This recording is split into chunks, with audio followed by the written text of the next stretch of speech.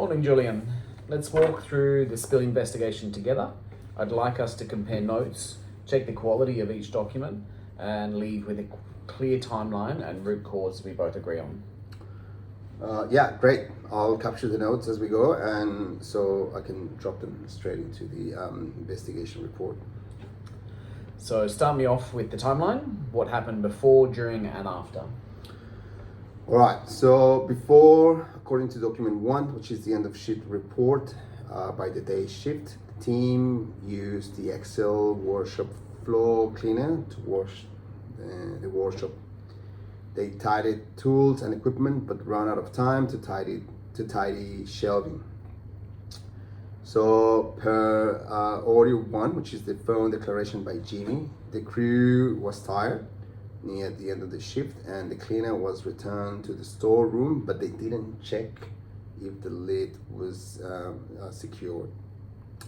Also by document 5, which is the site plan, shows there's a window directly above the chemicals shelves, and document 03 and 04 note that it was left slightly open. So so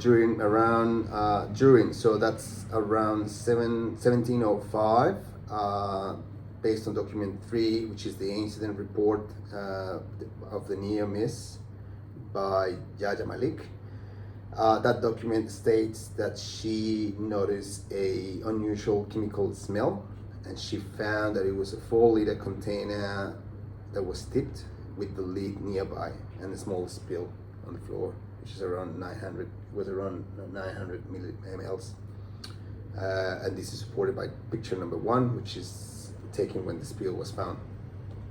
And then after this happened, Jaja took photos. She contained and cleaned the spill using the spill kit, and places signage as evidenced by picture number 2, which is the post cleanup photo, and document 02, which is the end of shift report of the night shift. And then at the end, this event was logged as an EMS level 1. It's nicely sequenced, clear and consistent. I'll mark timeline confirmed in our notes. Let's go document by document, quick quality check and any gaps. All right, so let's start with document number 1, which is the end of shift report by the day shift. It's credible. It fits the work done. The only gap was that there was no explicit seal check recorded for the chemicals.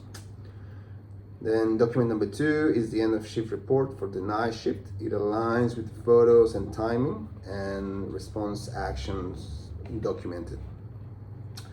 Then document number 3, which is the incident report by Jaja, has high credibility and time stamped, and she notes an open window and a small spill. Then document number 4 is the witness statement by Jaja. She corroborates what's been said in document 3 and the picture number 1, and adds that the smell was noticeable but not very overpowering. Picture number 1, picture number 2, those are photographs, which is very objective visuals and show the extent and the containment of the spill.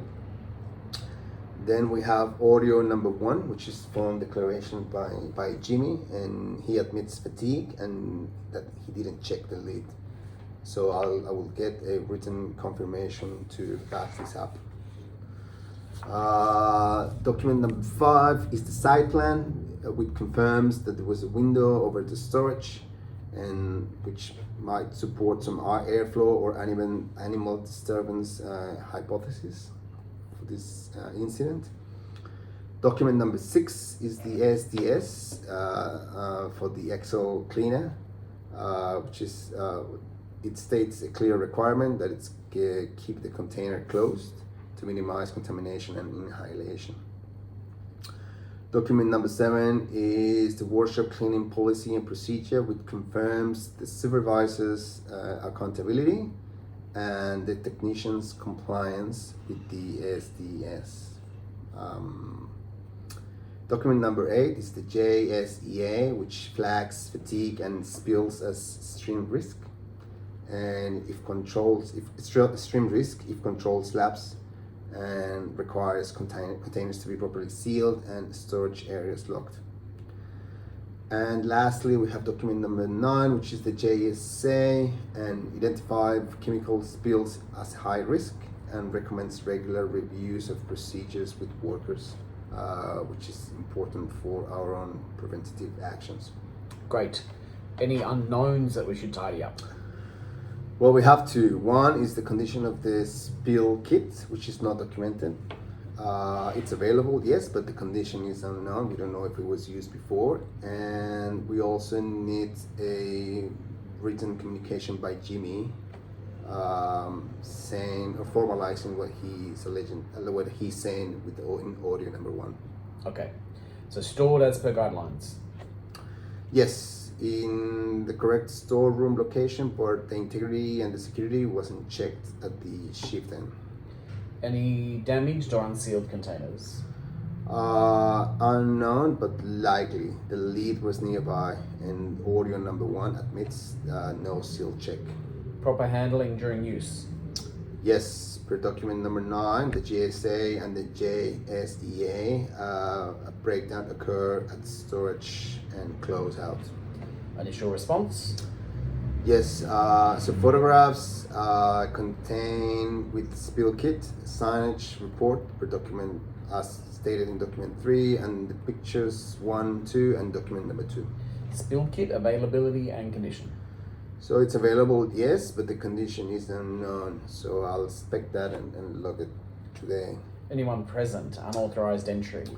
No one was present, and unauthorized is unknown, but because there was a window open, so that leaves the risk. And the storeroom locked? Yes, it was locked, but again, the window was left open. So let's fishbone it. People, process, equipment, environment, material, and management. All right, so people, so fatigue, end of shift rush, and attention drift. Processes, there wasn't end of shift and end of shift seal or security step, and there wasn't any window closure check. Equipment, so the spill kit condition, it wasn't verified.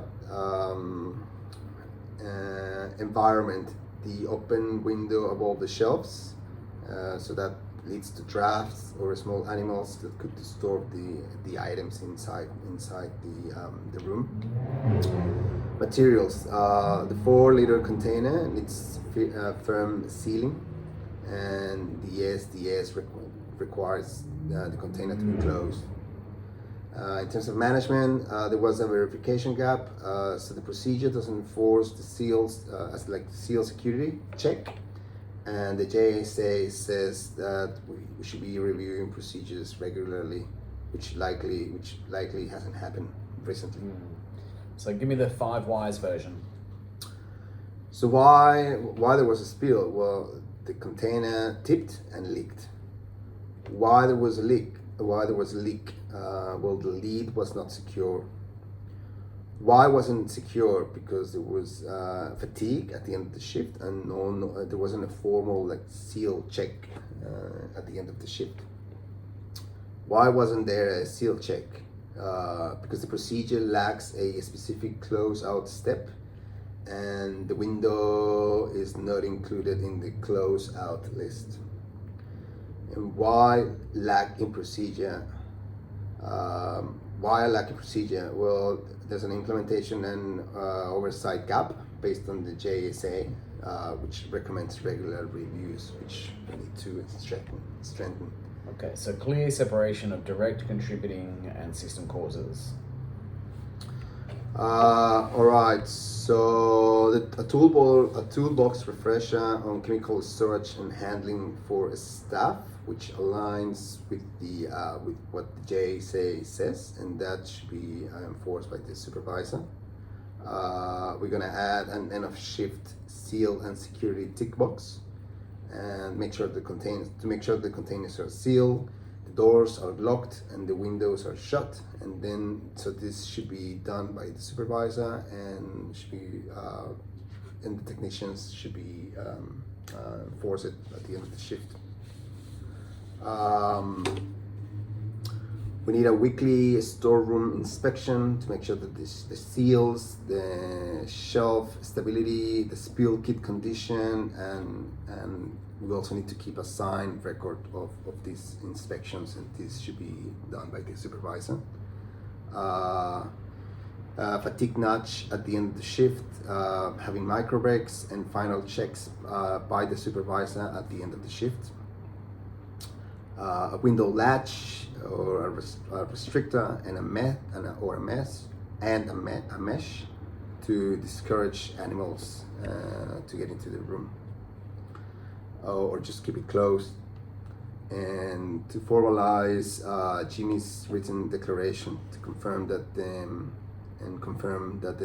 there's a spill kit. Confirm a spill kit inspection today. Yeah, I think that's all. Assign a specific person each shift for the final chemical check. Let's make it accountable, not assumed. Yeah, that's a good goal. I'll build that into the form and the toolbox brief. So we've discussed what happened before, during, and after. We've checked credibility of each document. We've identified contributing factors and root causes using Fishbone and 5 Whys. We've agreed actions and owners and flagged follow-ups. The spill kit condition, the written statement, and the window hardware. Anything else? It's all set. I'll file these meeting notes and flow them straight into the incident investigation report. Nice work, Julian. Balanced, practical, and it lines up with policy. Thanks.